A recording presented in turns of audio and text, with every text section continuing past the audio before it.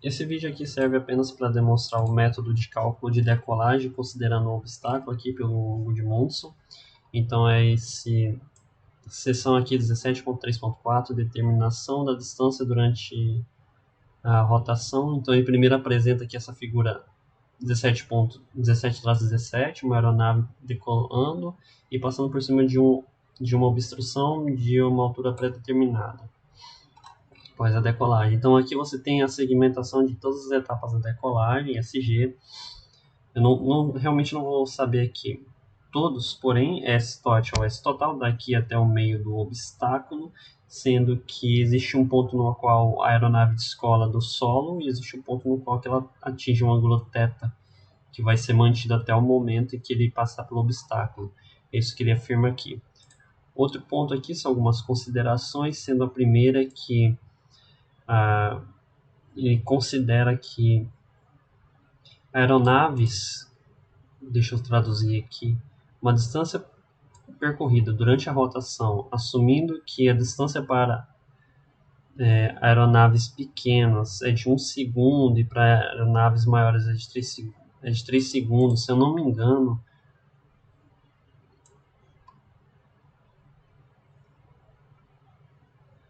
Perdão, aqui eu só não consegui traduzir aqui direito, mas acredito que seja em termos de segundos aqui para passar por esse pequeno espaço aqui de distância que você vai estar fazendo o descolamento e a manutenção desse ângulo para decolagem. Depois ele comenta aqui que essa distância de transição, que é o STR, começa quando a aeronave termina aqui ela começa com o lift-off, que é o momento que ele descola, então ele saiu da corrida, começou a subir, e termina quando ele atinge um ângulo de subida que será mantido até a altura do obstáculo ser atingida. Então ele fala que quer determinar o total, distância total, a partir do ponto de descolamento e a localização onde o ponto no qual a aeronave passa por cima do obstáculo, que é o OBS. Eu acho que ele não realmente não colocou o S-OBS, eu acho que ele está mais aqui para a direita. Tem outra figura. E aí ele faz um questionamento. O obstáculo é passado antes ou depois do segmento de transição ser concluído? Então é esse questionamento aqui que ele faz. Então ele vai apresentar a metodologia, apresenta aqui os principais parâmetros, ele faz os cálculos. Então deixa eu ver se tem algum texto aqui logo em seguida. Não, ele termina a sessão. E aqui, deixa eu ver em que momento ele vai aparecer. Ah, tá aqui, ó. Ele apresenta a figura 17.18. E ele quer responder aquele questionamento. Eu vou passar antes ou depois do obstáculo? Então vamos aqui para essa figura, 18. O que ele está apresentando aqui? No primeiro caso, a imagem está trazendo a aeronave passando por cima do obstáculo depois da distância de transição. E ele converte de uma forma from the curved into a straight climb. Então ele sai de uma situação mais de curva aqui e aí ele já tem um voo reto. Ele não está numa curva, ao contrário da segunda situação. Ou seja, aqui ele ainda tem que ganhar altura. Aqui, na situação à direita, o S de transição acaba na distância aqui nessa distância do obstáculo. Na esquerda, o S de transição aqui está bem antes, então ainda existe um SC que será percorrido enquanto ele estiver nesse ângulo θ climb, que será mantido constante ao longo após essa curva aqui, até que ele passe pelo objeto. Então existe uma diferença entre ele atingir o θ necessário antes e ele atingir o θ necessário depois. E aí o que ele comenta? Que no primeiro caso em que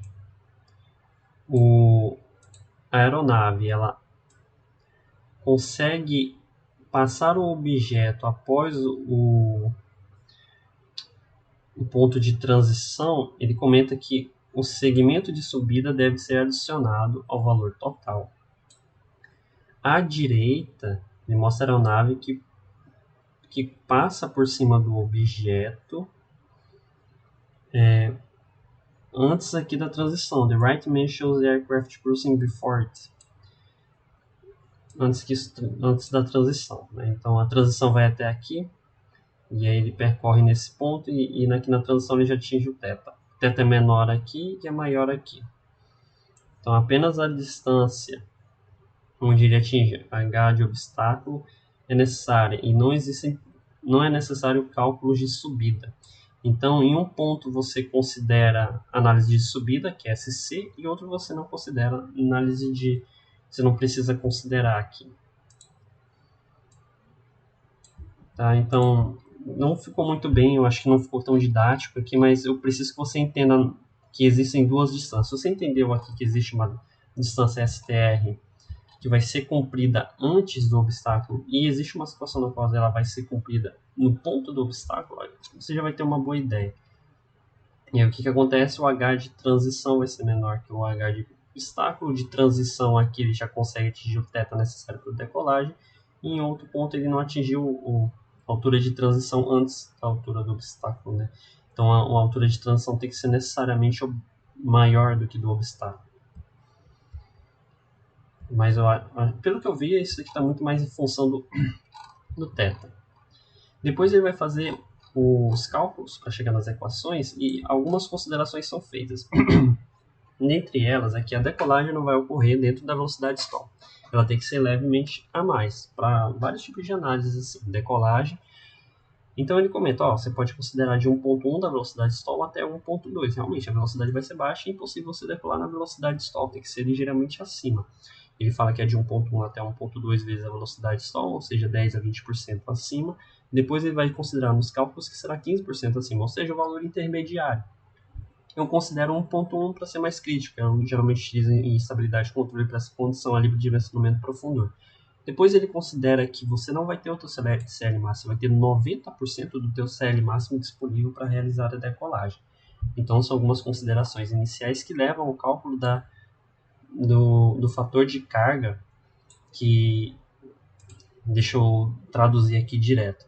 A aceleração média vertical em termos de fator de carga. Então ele apresenta aqui o N ou L dividido por W, ou seja, o quanto de sustentação você está gerando a mais em cima da tua carga. Ele substitui o valor da sustentação, substitui o valor do peso total da aeronave, e aí, a partir daquelas considerações iniciais, obtém um fator de carga, 1.19. O que você varia aqui? Então, o próprio método te dá uma constante a partir do fator de carga. Então, cancelou esses termos aqui para que você consiga fazer os cálculos para essa condição específica. Quando nós vamos aqui para os próximos passos, ele continua as deduções e até o momento que ele vai chegar aqui no cálculo do raio de giro. Ele deduziu ali o raio de giro, análise de desempenho para subida. Raio de giro, acho que é para subida, ou é curva, infelizmente eu não lembro. Então ele chega no cálculo do R, e aí ele tem aqui a velocidade estimada, né, acima da velocidade stall, condição na qual nós estamos supondo. Depois tem esse cálculo de G vezes N menos 1. O que é N? Foi o que a gente calculou anteriormente. E aí entra aquele valor de fator de carga, e aí simplificando não, né? Dividindo aqui, dá aproximadamente 0.2156 vezes S1 V de stall ao quadrado. Para essa condição aqui de raio de giro. Então, realmente, a velocidade de stall aqui, porque foi cancelado ou dividido. Estou pegando ali que 21% da velocidade de stall ao quadrado. E aí eu consigo esse raio. E aí, o próximo passo é calcular o ângulo θ de subida para essa condição. Aqui já não tem mais tanto segredo, eu acho que é só substituição de equação. E aí ele apresenta um outro cálculo primeiro do raio e depois da distância do obstáculo, S-OBS. E aqui ele apresenta o último cálculo, que é a determinação da distância para subir em cima de um obstáculo. Não vou comentar aqui muito bem, né, porque eu nem me aprofundei nas equações. Ele dá um exemplo e no final ele calcula o SC aqui para na condição na qual ele encontrou. O que a gente vai fazer? Primeiro chegar aqui até a altura de transição. Eu só vou mostrar a planilha, que eu não vou desenvolver os cálculos, porque eu acredito que eles sejam bem simplificados mesmo, não tem muito segredo, eu só vou comentar como que eu fiz aqui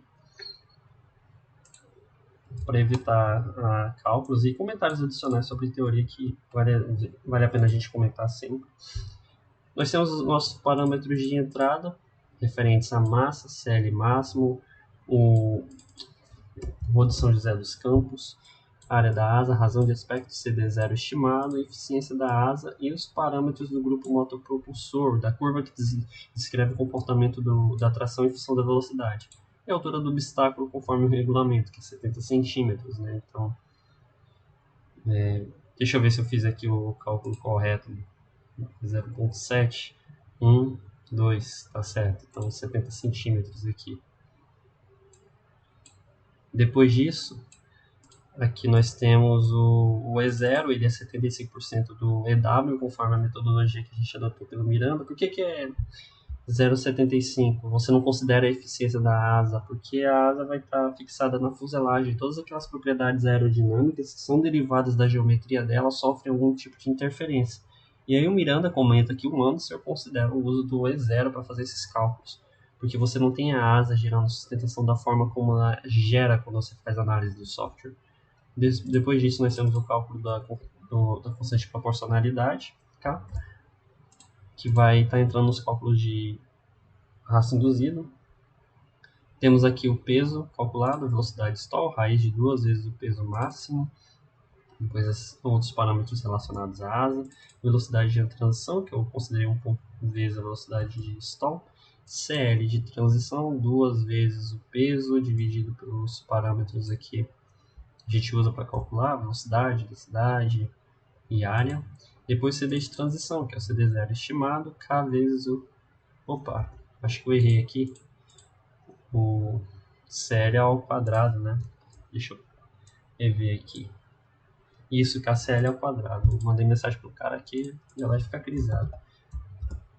Bom, vamos ver se vai aumentar. Quando aumentar o CL ao quadrado, não sei o que vai acontecer, mas vamos dar uma olhada aqui no H de transição e no S de transição. Vamos ver se essa altura aqui vai... Essa distância vai aumentar. Aumentou pouco, foi de 7, antes estava 5.8, né? 5.8, a gente chegou em 7. Esse comentário aqui. Não tem como retornar. Aqui. Então, CD de transição agora. CL ao quadrado, beleza. Razão LD. Então, CL dividido por CD vai me dar o quanto de sustentação eu gero a mais em relação ao CL. Então, você vê que a gente gera 34 vezes mais de CL. Eu acho que eu posso dizer dessa forma. Até porque a constante é bem baixinha aqui de proporcionalidade. Deixa eu ver se eu errei aqui no K. Não, realmente está bem próximo. Não é próximo, né? Mas em termos de magnitude a gente obtém os valores meio análogos, não é algo muito diferente. Então a razão LD está bacana. E aí tem um cálculo da tração para condição de velocidade dada. Aqui essa tração está sendo calculada como equação característica da curva para o teste dinâmico que foi realizado do grupo motopropulsor, em que nós temos o A vezes o velocidade de transição ao quadrado, vezes o B, vezes a mais o B, vezes a velocidade de transição, mais a constante ali do teste estático. E a gente obtém a tração para aquela dada velocidade nas condições do teste dinâmico. Então, provavelmente essas curvas necessitam ser ajustadas para a densidade de São José dos Campos. E aí tem um que vem lá no Miranda que vai fazer esse ajuste aí, é uma razão ali de densidade. Depois tem esse o cálculo da tração dividido pelo peso. O Theta Climb, vamos só acompanhar aqui agora melhor, fica um pouco mais difícil de explicar essas equações aqui que envolvem seno. Theta. Então aqui o Theta Climb, ele é a diferença entre a razão TW e 1 dividido por LD. e é um arco seno. Depois eu calculei aqui o θclimb, eu multipliquei por 57,3 para graus, só para ter uma ideia mesmo. Depois o R de transição, raio de transição, é aquela constante inicial vezes o V ao quadrado, stall. Depois o S de transição, que é o produto do θ em radiano pelo R. Aqui é nessa multiplicação, tá aqui. STR. O que eu fiz aqui? Eu só multipliquei direto aqui na equação que ele dá. Ele coloca todos os valores. Mas o que é 0.2156 vezes o S ao quadrado? É o R. E aí se eu multiplico isso por TW, eu não tenho seno aqui, né? Então deixa eu fazer essa correção. θclimb considera o seno, né? Eu errei aqui. Então eu não quero seno, eu tenho que multiplicar isso por TW, razão TW, menos 1 sobre o LD aqui. Aí eu vou fechar o primeiro parênteses, segundo, terceiro. E eu acho que o seno deve ser para ângulos baixos assim e ficar bem igual. Acho que é tipo um seno de um ângulo pequeno e aí os valores ficam aproximados. Se eu der um Ctrl Z aqui, dá o quê?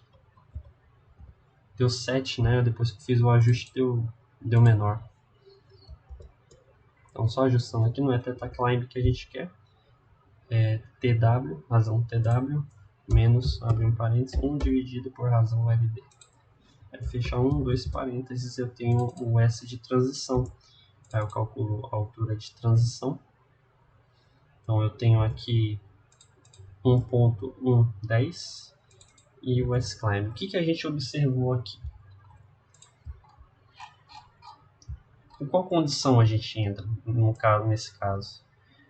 É que a altura de transição ela está maior que a altura do obstáculo durante o S de transição. Esse segundo caso aqui. O que ele mostra? No caso do Gudmundsson, que ele calcula uma altura de transição que é menor que a altura do obstáculo. Então, ele vai considerar um incremento de 33 pés aqui pelo cálculo de SC. Eu acho que não ficou tão bem explicado. O H de transição aqui, cadê? Esse foi o caso dele. O HTR é menor que o H do obstáculo, ou seja, existe ainda todo esse segmento. Deixa eu ver aqui, eu acho que é o SC ou o STR. Ele calculou o SC, então ele tem que percorrer ainda toda essa distância aqui, porque o HTR foi menor que o H do obstáculo. Então aí ele vai lá e calcula o SC. O que aconteceu com a gente? O H de transição ficou maior que o H do obstáculo. Já que isso daqui aconteceu, vamos olhar para cá, para o STR. Ele ficou maior. Se ele ficou maior, a gente volta para cá e observa o caso em que eu não preciso mais adicionar uma distância, o SC. Porque a transição é desde o momento que ele descola até o momento que ele passa. Qual que é a condição ali mais ideal? Eu não consigo interpretar nesse momento, infelizmente. Mas se eu tenho que percorrer uma distância a mais só para compensar uma subida, é claro que essa compensação aqui, essa adição que ocorreria devido a SC, não é tão interessante. Aparentemente, como eu já tenho um HTR maior ou igual ao obstáculo, eu já estou numa condição mais favorável. Então, olha só onde que ele está. O HTR está bem aqui já. Então, eu já estou numa condição favorável. Então, essa é a conclusão que eu tenho a partir desses cálculos aqui que eu fiz brevemente. Eu acho que pode estar dando um norte. Então, eu acho que é uma condição mais favorável. É claro que ainda vai ser necessário aqui fazer umas variações. O que a gente precisa se preocupar de fato? Densidade de São José aparenta ser a mais crítica, você nunca vai passar de 20 kg, uma condição crítica. Seu CL máximo pode ser menor na realidade, densidade pode variar. Teu CD0 pode ser uma variável ali de preocupação, já que eu estou usando ali uma estimativa. A eficiência também não é um valor que eu estou familiarizado ali com o cálculo preciso, eu não sei quais são os fatores que afetam ela. Outros parâmetros, então é bom verificar ali com a aerodinâmica, existe uma condição em que ela varia, se tem algum tipo de análise que ela vai estar variando. Também ajustar suas curvas de tração para a densidade real, aqui eu só peguei para Manaus direto ali de desempenho. A altura do obstáculo é 0,7, já é dado no regulamento da competição. Depois ali você tem todos os demais cálculos. É claro que você fica a seu critério aqui utilizar um 1.1, 1.15 ou 1.2. Uso 1.1 como condição mais crítica. Depois disso, salvo qualquer outro erro que eu possa ter cometido aqui, mas eu passei e fui comentando os cálculos e aparentemente não teve nenhum outro erro assim que fosse significativo. Até os que eu cometi aqui, influenciado no S de transição, não foram tão graves. Então eu fecho aqui essa parte de análise. Eu acho que dá para dar uma boa ideia do quanto que o obstáculo pode estar afetando ali os teus resultados na decolagem.